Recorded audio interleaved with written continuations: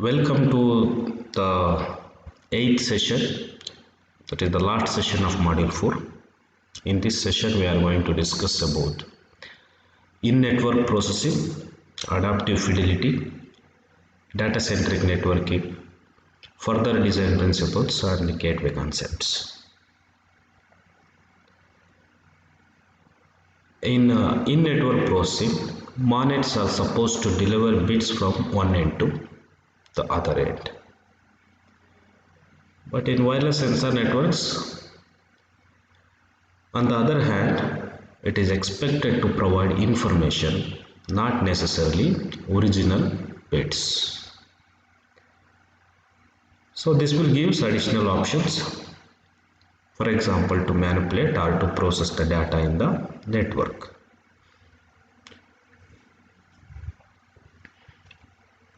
So information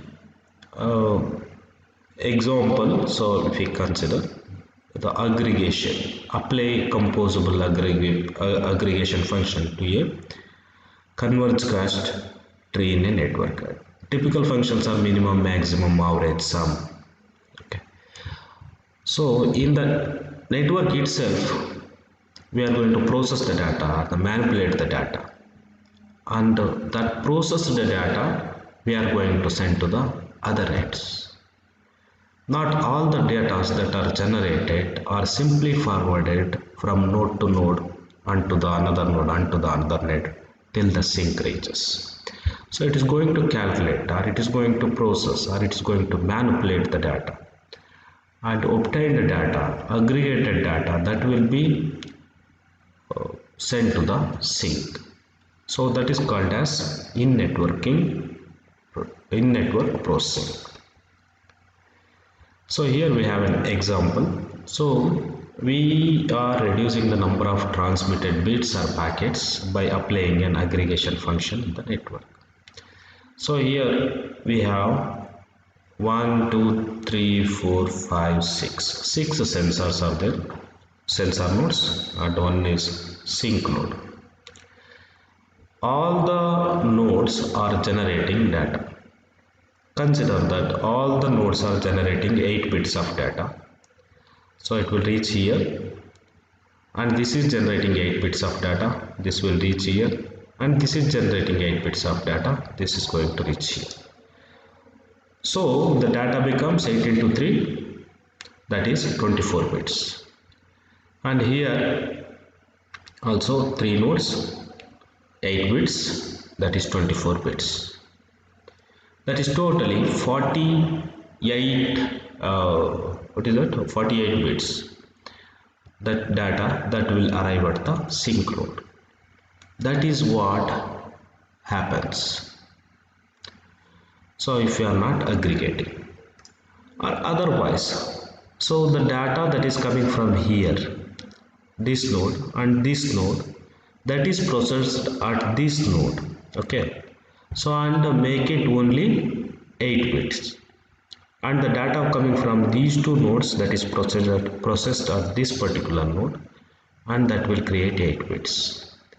And as the data that is arrived here, again it is going to compute, and it is going to generate 8 bits of data, and that 8 bits that will be sent to the sink. This is what we call it as in-network processing. So we are reducing the number of transmitted bits. So as we are reducing the number of transmitted bits, okay, the speed is also more, the data will be reaches faster, and the energy required to transmit per bit energy, that is also will be lesser. So in network processing, with respect to signal processing, depending on application, more sophisticated processing of data can take place within the network. So we just detect the edges. Example, here they have taken the edge detection. Locally exchange raw data with neighboring nodes and compute the edges. Only communicate edge description to faraway data sinks. Only we will send what is the difference, what is the main difference, that we are going to send, not the entire raw data. Second example, tracking or angle detection of signal source. Conceive of sensor nodes as a distributed microphone array. Use it to compute the angle of a single source. Only communicate this angle, not all the raw data. Okay, so that's how in network processing that will happen. So this we can exploit temporal and spatial correlation also. Observed signals might vary only slowly in time. No need to transmit all data at full rate all the time.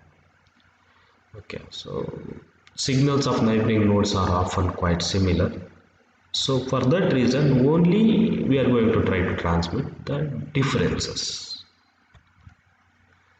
Next concept is adaptive fidelity.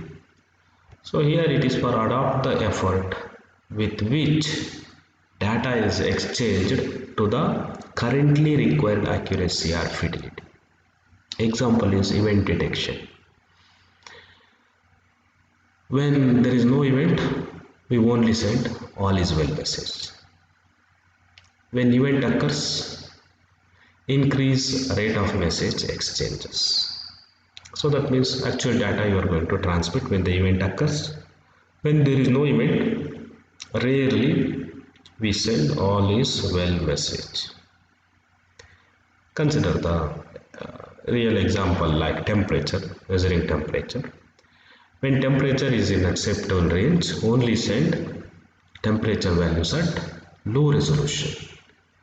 When the temperature becomes high or changes, increase the resolution and send thus as the resolution also changes and the message length also changes, and that actual data we are going to transmit. So if possible we also do in network processing, and that will reach the sync. Okay, so this is adaptive fidelity, and we should design data centric networking. In typical networks, including ad hoc networks, network transactions are addressed to the identities of specific nodes. So that is called as node-centric or address-centric networking. But in WSN, so we should concentrate on to design the data-centric networks. In a redundantly deployed sensor networks, specific source of an event, alarm, etc. might not be important. Why? Because redundancy, when it happens is several nodes can observe the same data. They will measure the same data. So then the redundancy that is going to occur. So we don't all need all redundant data. Okay. So if there is changes, if it is valuable, if it is information that is should be transmitted to the sync, that only we are going to transmit, not all the redundant data we are going to forward through the path. Thus focus networking transaction on the data directly instead of their senders and transmitters. So that is called as data centric principles networks. So implementation option for data centric networking. So overlay networks and distributed hash tables we can use. Hash tables for content addressable memory. Retrieve data from an unknown source like in peer-to-peer networking with efficient implementation. Some disparities remains present, that is static key in DHT, dynamic changes in WSN. DHTs typically ignore issues like hop count or distance between nodes when performing a lookup operation. So we can perform publish or subscribe operations. So for that we can use different interaction paradigms, and nodes can publish data, can subscribe to any particular kind of data. Once data of a certain type has been published, it is delivered to all subscribers. Subscriptions and publication are decoupled in time. Subscriber and published are agnostic of each other. So that is decoupled in identity. and we of course we use the databases to store the data. Further design principles, we can exploit location information. This location information many times it is required in many application, and it will considerably increase the performance. And we can exploit activity patterns, how the events activity that's happening. Exploit heterogeneity by constructions, nodes of different types in the network. By evolution, some nodes had to perform more tasks and have less energy left, and some nodes received more solar energy than others. Okay. All nodes are same. That is called as heterogeneity. And cross-layer optimization of protocol stacks for WSN. So this will goes against grain of standard networking, but promises big performance gains. Also, this is applicable to other networks like ad hoc also. Usually, at least worthwhile to consider for most wireless networks. And we can use gateway concept in WSN or MANET. Gateways are necessary to the internet for remote access to or from the WSN to connect to other networks. So we need to use the gateways. It is same as true for ad hoc networks. Additional complications due to mobility that will happen because the route that is going to change to the gateway. So for that we will use the different gateways. In WSN, additionally bridge the gap between different interaction semantics, data versus address-centric networking in the gateway. Gateway needs support for different radios and protocols. So here the gateway node is present here. So this is going to connect between the wireless sensor node and the internet. And from the internet to some base station and to remote user or the sink. So WSN to internet communication. So here there are gateway nodes, 2 gateway nodes are present, which is appropriate that we can use it. Okay. So depending on maybe the hop counts, maybe the energy, so we can use the which gateway is suitable. So that is going to communicate with the internet. Okay. Internet to WSN communication. So here the question arises is how to find the right WSN to answer a need. How to translate from IP protocols to WSN protocols and semantics. So that is the problem. That is the question that will arise us. WSN that will use us. What is the protocols that is used in WSN, and what are the protocols that are used in internet. The protocols are different. How we can make it compatible. Internet to WSN communication.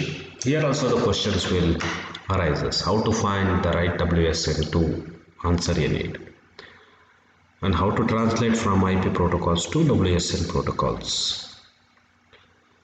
So those questions that are going to arise. And anyway, the gateway nodes, those are responsible to receive and send the data in between the internet and WSN networks. Internet that can be also used as a tunnel, so that is called as WSN tunneling. We use the internet to tunnel WSN packets between 2 remote WSN. That information also that is going to be passed through the gateway nodes. This is the reference I have used, and that is the end of the 4th module. Thank you.